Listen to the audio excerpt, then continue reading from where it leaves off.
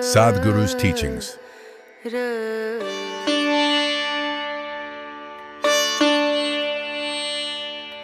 I think it's pathetic. A human being has to construct their life.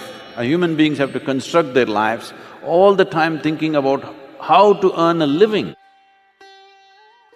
An earthworm, a grasshopper, a bird on the tree, all of them earn their living, isn't it? With such a big brain, you're supposed to do something little different than just earn a living. Earning a living should be the most basic thing. With a millionth of your brain, you can handle it. But we have raised earning a living to the heavens today, unfortunately. Entire system is about how to earn a living, how to earn a living. This is a way of completely destroying human intelligence. This is a way of tarnishing human genius in every possible way, because how to earn a living has become the greatest thing in the world. Why people are driving you in this direction is because they've built one fake economic engine which they have to feed all the time. They have to feed it all the time. Because of this, we are sacrificing our children as a fuel for this economic engine that we have built. It is time at least a niche amount of children are not concerned about how they will earn their living. When I was growing up, not for a moment I had this thought in my mind, how will I earn my living? My father used to be worried, what will happen to this boy? There is no fear in his heart about anything. One day I turned around and asked him, when did fear become a virtue? I'm saying, we are bringing up children with this fear. If you don't pass, you know what will happen to you? Continuously fear-based education. That if you don't get this many marks, you're finished. 18,000 children in 2015 have committed suicide in our country. When our children commit suicide, we must know we are doing something fundamentally wrong. There's no question about it anymore, isn't it? Children are fresh life, exuberant life. If children have to take their own lives, there is no worse thing that can happen to your society. Isn't it so? Is there a worse thing that can happen to your society? I'm asking you, is there a worse thing? Many of you are parents, is there a worse thing than this, that your child less than 12, 13 years of age committed suicide? Can you ever recover from that, I'm asking? This is the most horrible thing that can happen. And this is happening because in our country, 98 is pass mark. Okay. Yes, even if you get 98, parents will ask, what happened to the other 2%? We, as educators, if we are really responsible human beings, we need to turn this around. It's very, very important. And this is a crucial time. All these years, there has been a certain economic depravity in the society where they wouldn't listen to anything. Earning a living was everything. At least we are on a threshold of an economic possibility. This is the time to change the mentality of education. This is the time for the parents and the children to look at it little different. Suppose you're here, but you don't have a body. Whether this satsang is 2 hours or 2 millennia, would it matter to you? Only because you have a body, 2 hours. Okay. If you did not have a body, this is for 2000 years, what's the problem? So only because of your physicality, time exists, isn't it? Only because you have a physical structure, time exists in your experience. If there was no physical body, what is time to you? The same goes for space also. If you had no body, what size dress would you need? Minus only because there's a body, space, isn't it? If you did not have a body, how many people could we have for satsang in this hall? Is there a limit, I'm asking? No. So only because you're identified with your physical nature, time and space is a reality for you. Otherwise, both wouldn't exist. So, is it a concept? It is not a concept, it is a reality of existence. Can we experience it? Anything that's real can be experienced. Even falsehood can be experienced, you know. It's happening. In so many ways it's happening, isn't it? Things which are not true are true in your mind. There's a classic example in the yogic this thing, in the Yoga Sutras himself, Patanjali himself uses the example. Suppose we take a rope and throw it on you and say snake. Suddenly, everything that would happen to you if a snake had landed upon you will happen to you, though it is just an inanimate rope. You may even die of a heart attack.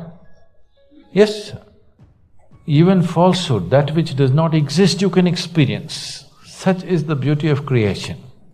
Even that which does not exist, you can experience. Why would you be denied the ability to experience that which does exist? You definitely can. It is just that you have to disengage a little bit from your personal entertainment. That is, that which does not exist is dominating right now. Things that don't exist in the universe are happening in your mind and they're going about as if it's a reality.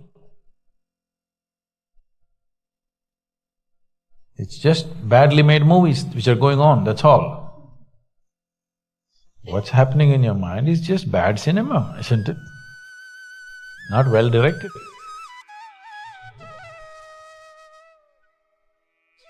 So, because of your engagement with that, this question comes up, can we experience reality? Reality is the only thing you can experience, isn't it? But creation is so generous, it is willing to allow you to experience even that which does not exist. Fantastic, isn't it?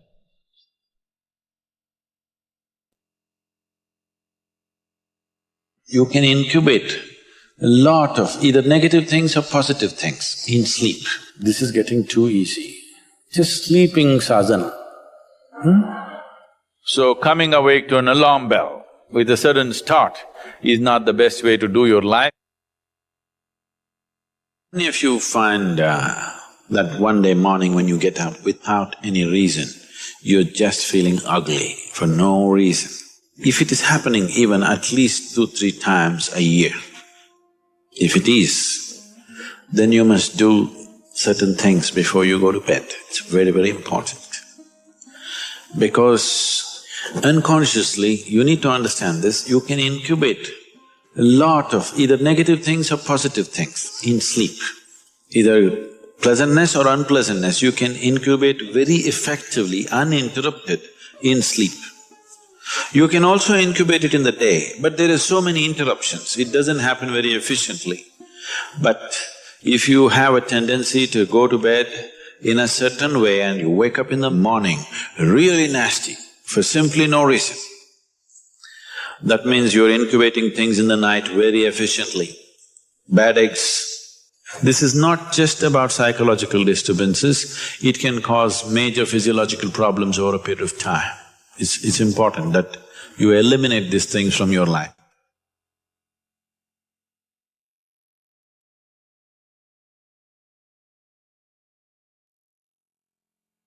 So, before you go to bed in the night, there are certain things that you need to take care of.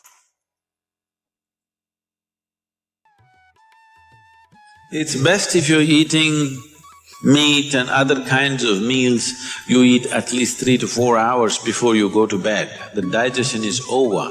Before going to bed, drink a certain amount of water and go to bed. You will see it gets taken care of just like this. One simple thing can be Just a shower, always to shower before go to bed, it'll make a lot of difference. In this weather, maybe cold showers are difficult, so you go for lukewarm showers, don't go for hot showers in the night. Go for lukewarm showers, it makes you alert. So you will think, oh, I cannot sleep. It doesn't matter, you will sleep 15–20 minutes or half an hour later, but you will sleep better. Because it will take away certain things. When you shower, it is not just the dirt on the skin that you're taking away. Have you noticed, if you're very tense and anxious, whatever, just a shower, you came out and feels like almost the burden has been taken away from you? Have you not noticed this? So it's not just about washing the skin, a whole lot of things happen when water flows over your body. This shower is a very rudimentary buddhi shuddhi. Because over 70% of your body is actually water. If you run water over it, a certain purification happens, which is beyond cleaning the skin. One more thing if you want to do, you just light an organic oil lamp, a cotton wick, some oil, anything. What do you use here? Normal cooking oil. Linseed oil, rice bran oil or sesame oil, what do you have? Olive oil, fine. Any organic oil with a cotton wick, just burn one little lamp somewhere in the room where you sleep. You will see these things will completely disappear. If you can bring in a chant or there are nightly practices, yogic practices, before you go to bed, sit on your bed and do this practice. If you want to do Isha Kriya, it's available on the net. Generally, in India, they told you should not put your head to the north and sleep. You're aware of this? Yes. If you put your head to the north and sleep during the night when you're in horizontal positions, then slowly the blood will get pulled towards your brain. When there is too much circulation in the brain, you cannot sleep peacefully. If you have any kind of inherently weak aspects in your brain, or if you're of old age, you could die in your sleep. One can have hemorrhage because extra blood is trying to enter the brain where the blood vessels are hair-like. Something extra is being pushed because of the magnetic pull. When you're in a vertical position, this is not so. The moment you become horizontal, this pull on the head is so strong that slowly the blood tries to move towards the brain. So to avoid this is true only in the northern hemisphere. If you go to Australia, you should not put your head to the south. If you're in India, you should not put your head to the north. You can put it any other way, it's okay. Keep this in your mind, that you are truly a mortal, okay? Not in words, really, you could fall dead right now. You may be young, you may be old, it doesn't matter, you can fall dead right now. Yes or no? Before you go to bed, sit on your bed and think this is your deathbed. You have just 1 more minute to live. Just look back and see, what you have done today, is it worthwhile? Just do this one simple exercise. And you don't know when it really happens, whether you'll be sitting on your deathbed or lying in a hospital, all kinds of things sticking into you. Who knows how it'll happen, but enjoy this every day, that you will sit on your deathbed, look back and see, today, the way I've handled these 24 hours, is it worthwhile? Because now I'm dying. If you do this, you will live a worthwhile life, believe me. So every day in the night, all of you should do this before you go to bed. Last 3 minutes, everything that you have gathered, the body, the content of the mind, things, don't ignore small things, the small things are big things. I've seen how people are carrying their own private pillow, because it's very important. So, your pillow, your footwear, if you have relationships, everything that you have gathered, keep it aside, sleep. If you sleep in that condition, you will wake up with much more light, with much more energy, with much more possibilities than you have imagined possible. Just sleep. That's life. Not as a man, not as a woman, not as this and that. Keep everything down, simply. See, this is getting too easy. Just sleeping sadhana. At least this you must do.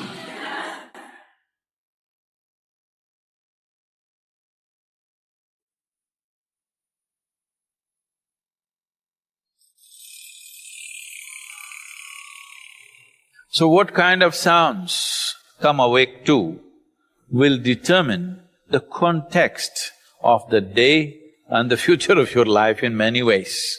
So coming awake to an alarm bell with a certain start is not the best way to do your life. It is best that if you need a certain amount of if your body right now, because of the kind of food that you consume and the kind of thoughts and emotions that you process within yourself, accordingly, and the level of vibrance that you have managed within your body will determine how much sleep you need.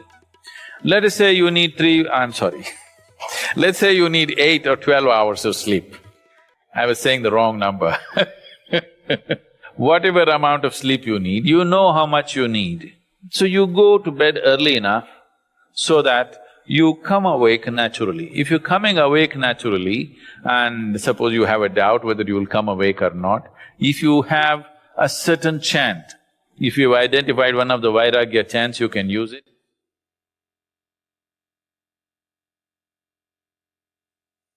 Physiologically, one important aspect of you is your heart, the pumping station for your blood circulation, which pumps life across the body. This one thing doesn't happen, nothing happens. This starts from left side. So we told you, in India they have told you, when you wake up, you must roll to your right side and get up. Have they? Left side, if you roll and get up, bad things will happen to you. Did they tell you? Bad things are not about that. When you're in a certain state of relaxation, when the body is in a little relaxation, the metabolic activity is low. When you get up, there is a certain surge of activity.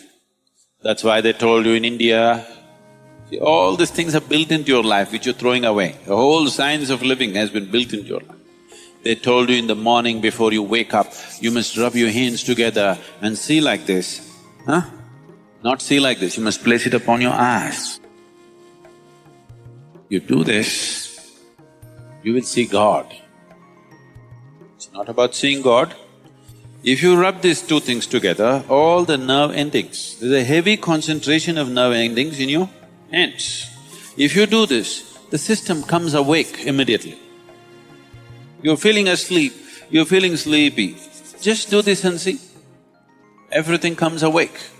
So morning before you move your body, you get it awake first and then place it upon your eyes. Instantly a whole range of nerves connected with your eyes and the other aspect of your senses come awake. Before you move your body and your brain should be active. You shouldn't get up dumb, that's the idea. Understand? So you do that and then roll over to your right and get up. Today, if all of us go to bed, by tomorrow morning, nearly 250,000 people won't wake up. Natural death in the world. Suppose you wake up tomorrow, you guaranteed? Have you come with a guarantee card? No guarantee card. So suppose you wake up, let's say. Just do this much, I'm telling you, this is a simple first step to your spiritual process. Tomorrow morning, when you come awake, check, you really awake or you dead? If you're awake, it needs at least a little celebration. You don't have to get up and dance, at least you can smile, still on. 250,000 people died. They were like you and me, poof, they went off, isn't it? Wherever you look, they're not there. Here I am still, alive. One big smile, will you? Talking management.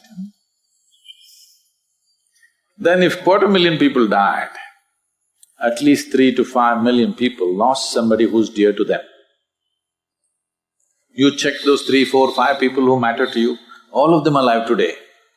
One more big smile. Hello? Will you or not?